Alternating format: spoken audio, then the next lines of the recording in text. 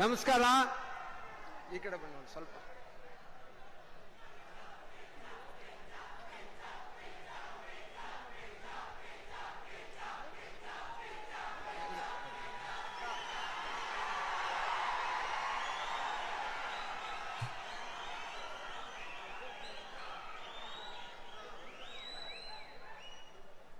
ತಂದೆಯಂತೆ ನಮ್ಮನ್ನ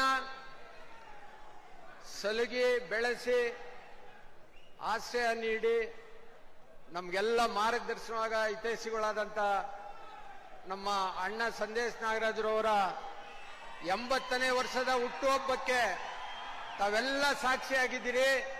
ನಿಮಗೆ ನಾನು ಶಿರಬಾಗಿಸಿ ನಮಸ್ಕಾರಗಳನ್ನ ಹೇಳ್ತೇನೆ.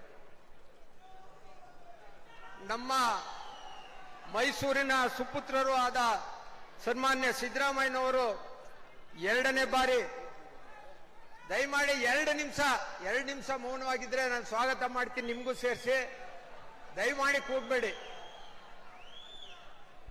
ಮೈಸೂರಿನ ಸುಪುತ್ರರು ಆದ ಸನ್ಮಾನ್ಯ ಸಿದ್ದರಾಮಯ್ಯನವರು 2ನೇ ಬಾರಿ ಮುಖ್ಯಮಂತ್ರಿಗಳಾಗಿ ನಮ್ಮ ರಾಜ್ಯವನ್ನು ಮುನ್ನಡೆಸುತ್ತಿರುವುದು ಮೈಸೂರಿಗರ ಹೆಮ್ಮೆಯ ಸಂಗತಿ.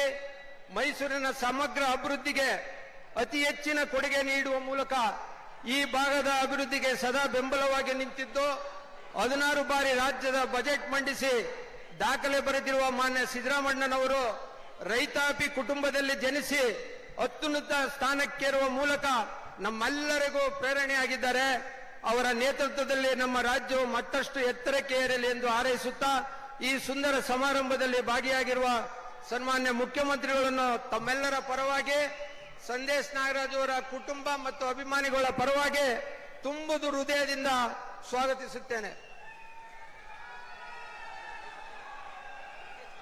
ಹಾಗೆ ಈ ಸಮಾರಂಭದಲ್ಲಿ ರಾಜ್ಯದ ಗೌರವಾನ್ವಿತ ಸಚಿವರುಗಳಾದಂಥ